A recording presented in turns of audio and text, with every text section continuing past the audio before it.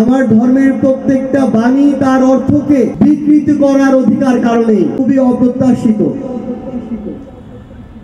আমাদের বিশ্বাস আলাদা হতে পারে, আমাদের ধর্ম আলাদা হতে পারে, আমাদের সংস্কৃতি আলাদা হতে পারে,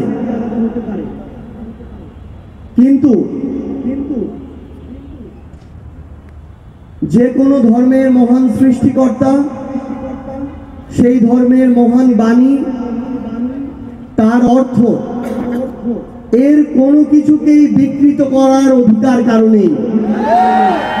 সাউথ টাউনে হোক আপনার স্বপ্নের আবাসন, শতভাগ রেডি প্লট, সাথে সাথেই সাফ কাবলা রেজিস্ট্রি। প্রত্যেক ধর্মপ্রাণ মানুষ, ধর্ম হিসেবে আমি একজন মুসলিম, আমার ধর্ম, আমার মহান সৃষ্টিকর্তা, আমার ধর্মের প্রত্যেকটা বাণী তার অর্থকে বিকৃত করার অধিকার কারণেই। আমরা স্পষ্ট করে আমাদের জায়গা থেকে বলতে চাই, এখন এবং আগামীতে এই বাংলাদেশে যেই সরকারি রাষ্ট্র ক্ষমতায় আসুক না কেন, কেউ যদি এই স্পর্ধা দেখায়, রাষ্ট্রীয়ভাবে তাদের বিরুদ্ধে আইনানুগ ব্যবস্থা নিতে হবে।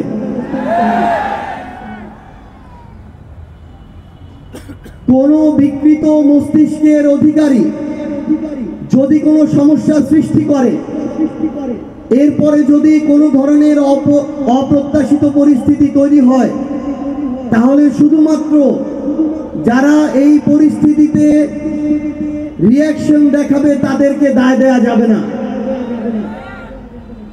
বরং যারা এই পরিস্থিতি তৈরি করে তাদের উদ্দেশ্যকেও খতিয়ে দেখতে হবে। এবং আমরা অনুরোধ করব আমাদের জায়গা থেকে, এই ধরনের যে কোনো অপ্রত্যাশিত ঘটনা যদি আমরা দেখি, আমরা যেন তাদেরকে ধরে আইনের কাছে সোপর্দ করি। এবং আরেকটি অনুরোধও করব, ওই ক্ষেত্রে আমরা যেন আইন নিজের হাতে তুলে না নেই, কারণ আমাদের জন্য এমন অনেক ফাঁদ পাতা হবে, যেই ফাঁদ যদি আমরা অতিক্রম না করি, তাহলে সেটাকে উসিলা করে আমাদেরকে আবার পিছন দিকে টেনে নিয়ে যাওয়ার চেষ্টা করা হবে। আমরা আপনাদের কাছে অনুরোধ করব, আপনারা আমাদের ভাই, আমাদের সহযোদ্ধা, আমাদের অভিভাবক, আপনারা আমাদেরকে শুধরে দিবেন, ভুল ধরিয়ে দিবেন। ইনশাআল্লাহ আমরা আমাদের সর্বোচ্চটুকু দিয়ে নিজেদেরকে সংশোধন করে সামনে এগিয়ে নিয়ে যাব। আজকে থেকে 2 বছর আগে আমাদের কল্পনাতেও ছিল না আমরা এই পথে আসব। আজকে থেকে 2 বছর আগে আমাদের কল্পনাতেও ছিল না যে বাংলাদেশ আমাদের আজকের মতো একটা প্রত্যাশার জায়গায় থাকবে।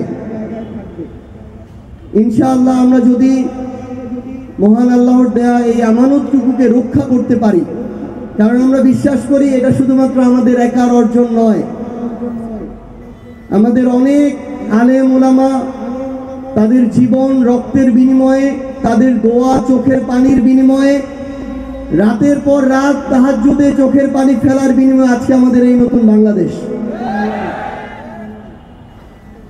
এবং আমাদের মহান রব, আমাদের আল্লাহ চেয়েছিলেন বলেই আজকে আমরা এই নতুন বাংলাদেশে আমরা যেন আমাদের এই আমানতটুকু একসাথে রক্ষা করি, এইটুকুই চাওয়া। সবাই আমাদের জন্য দোয়া করবেন।